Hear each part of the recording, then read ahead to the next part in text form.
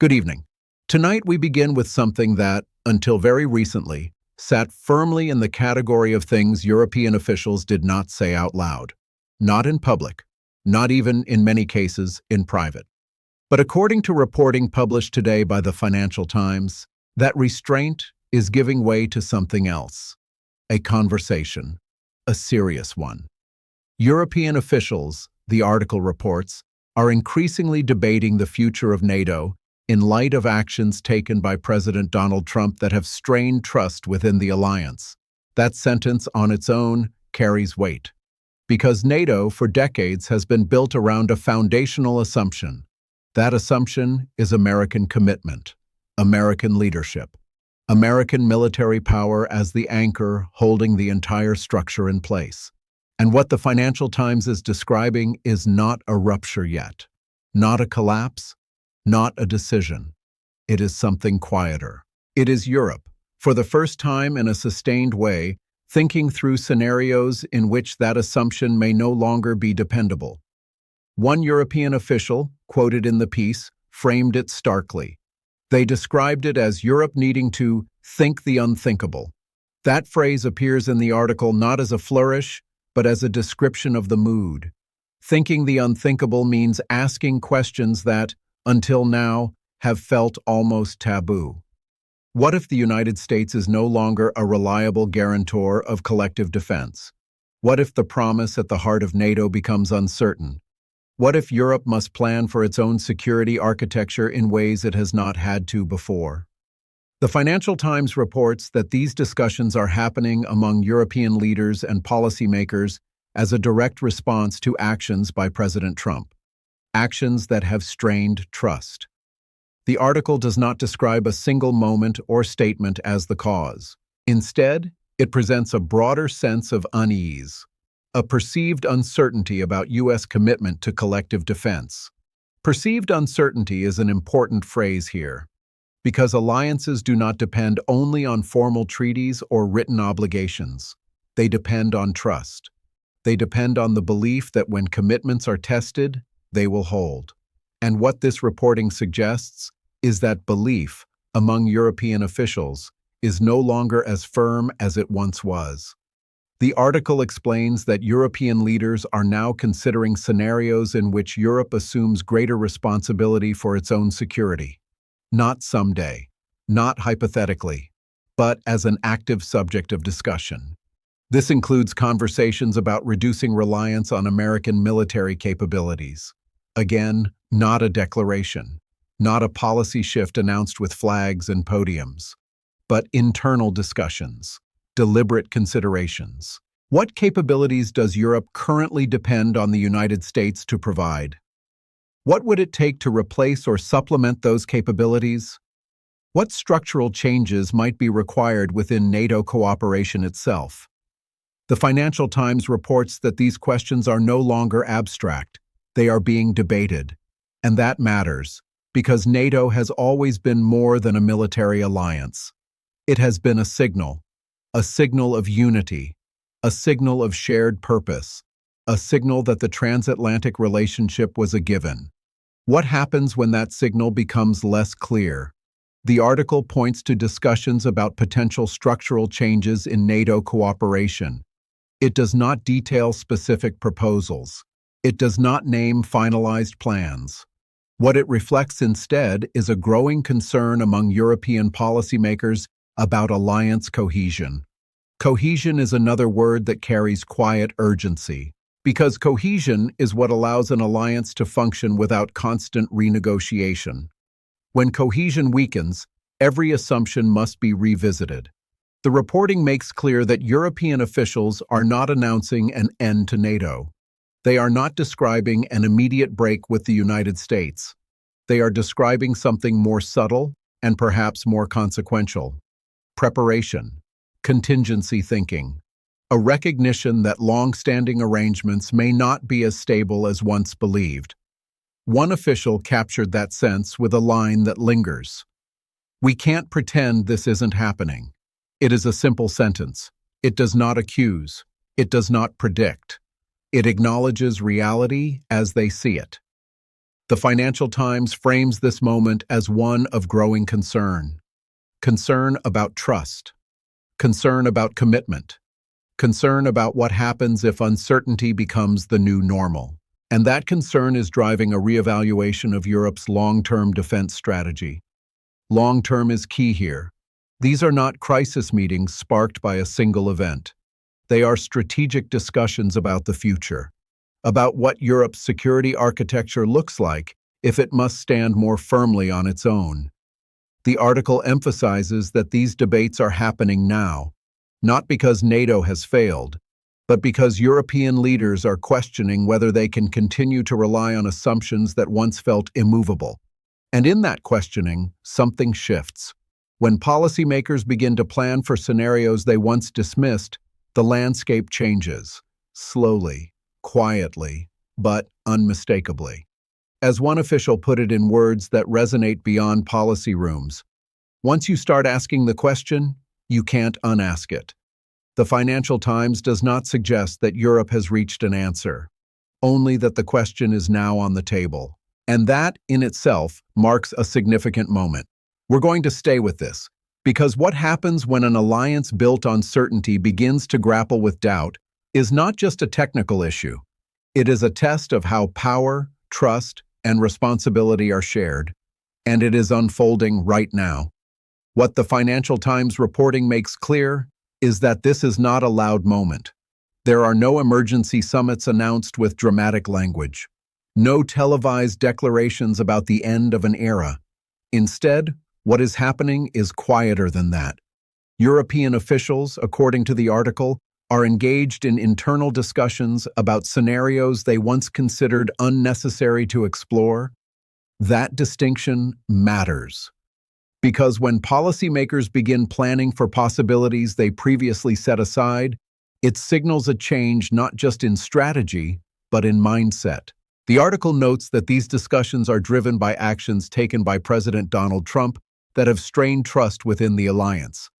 Again, the reporting does not frame this as a single incident. It frames it as a pattern, a cumulative effect, a sense, among European leaders, that the reliability of American commitment can no longer be assumed with the same confidence as before. And so the conversations turn to responsibility. Who carries it? How much of it? And under what conditions? One of the central themes in the reporting is the idea of Europe assuming greater responsibility for its own security architecture. That phrase, security architecture, is deliberately broad. It encompasses military capabilities, institutional arrangements, and the underlying agreements that allow cooperation to function smoothly. For decades, much of that architecture has rested on American military power. The Financial Times reports that European officials are now discussing how to reduce reliance on those American capabilities, not eliminate reliance overnight, not sever ties, but reduce dependence. That is a careful choice of words. Reducing reliance suggests a gradual shift, a recalibration rather than a rupture. And yet, even a recalibration of this scale is significant, because reliance has shaped planning, budgets, and strategic assumptions across Europe for generations. The article indicates that European leaders are considering what it would mean to fill gaps currently covered by the United States. Those gaps are not spelled out in detail. The reporting remains focused on the existence of the discussions themselves, not on technical specifics. What matters here is that European policymakers are now acknowledging that such gaps exist and may need to be addressed internally. The piece also notes that there are conversations about potential structural changes in NATO cooperation. Again, the article does not describe finalized proposals. It does not suggest that NATO is being dismantled or replaced. Instead, it reflects an openness to rethinking how cooperation within the alliance functions. Structural change is a loaded term in any institution, especially one as long-standing as NATO. It implies examining foundational arrangements, decision-making processes, division of responsibilities, operational dependencies.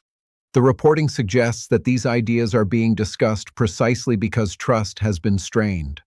Trust, once weakened, forces institutions to rely more heavily on formal structures and less on informal assumptions. That shift is visible in the way European officials are described as thinking through contingencies. Contingencies are plans for what might happen, not what is hoped will happen. And according to the Financial Times, those plans are now part of mainstream discussion among European policymakers.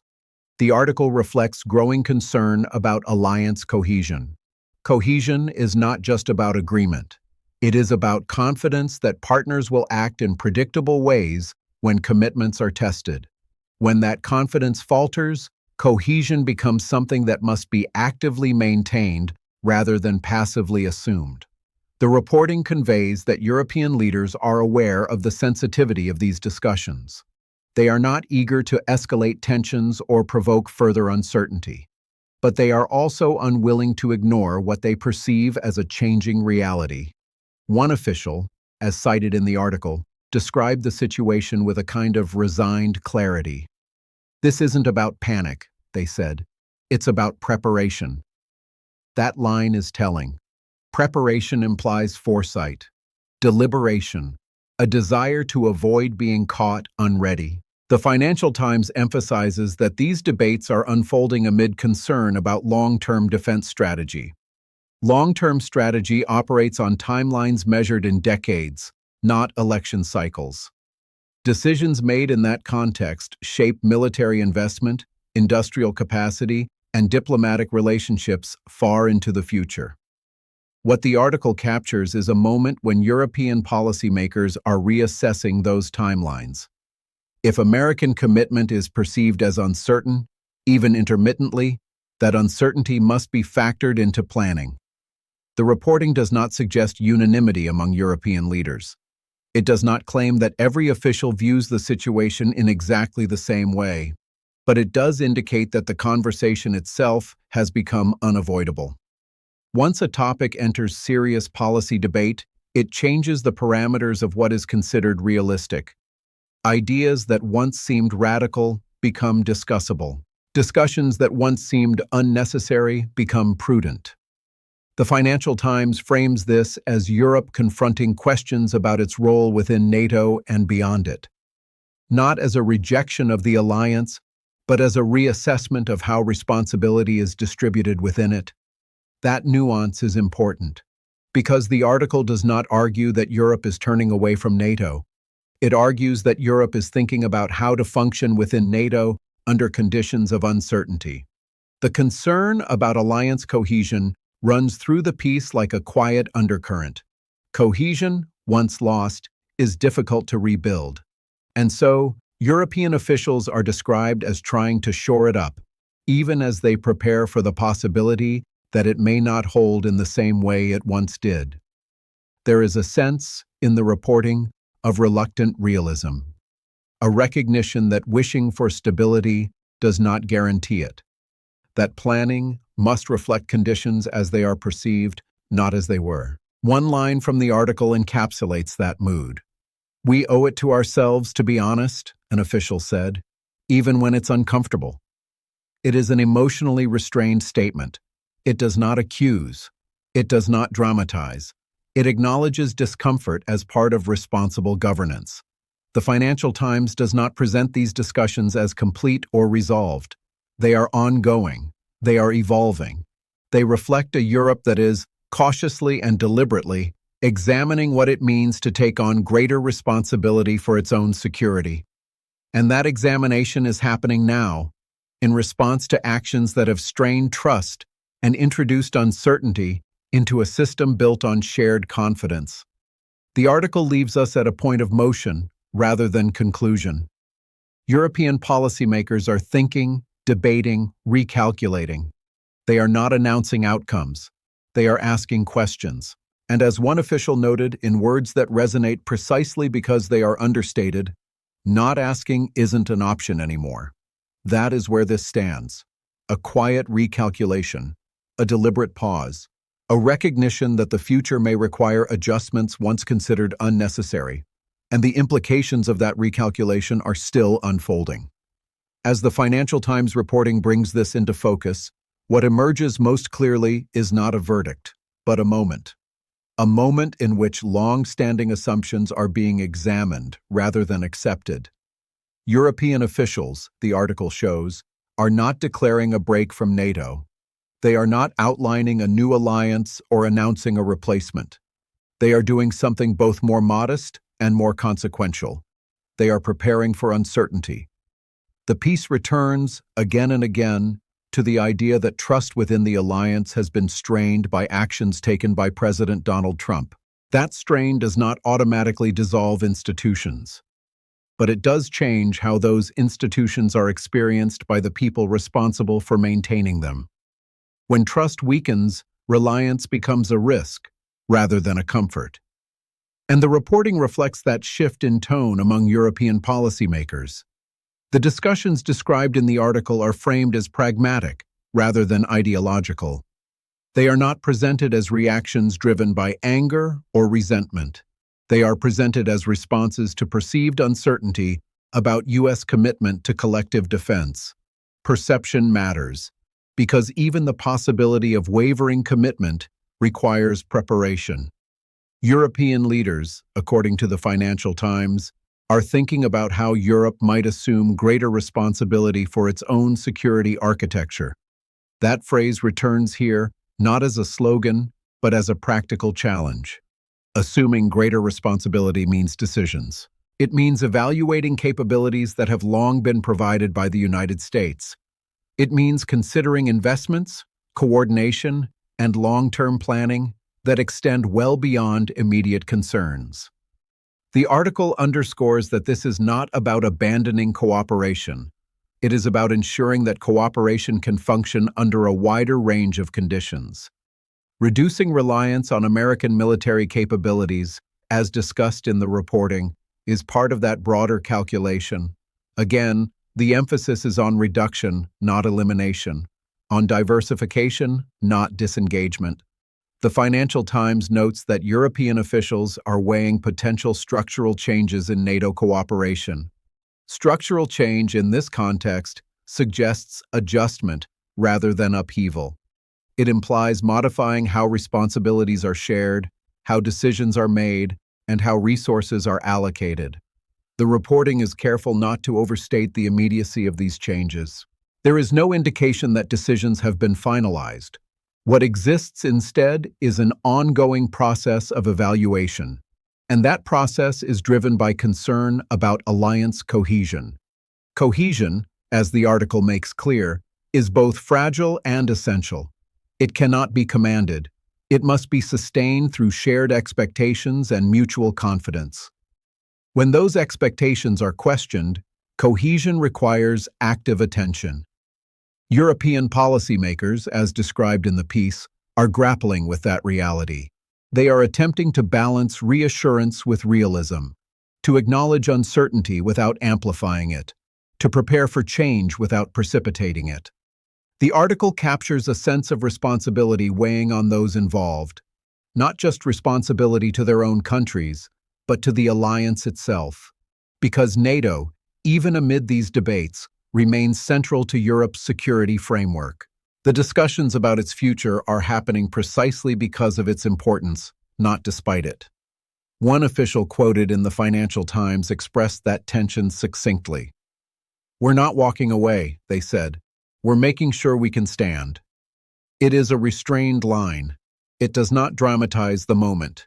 It reflects an effort to reconcile continuity with adaptation.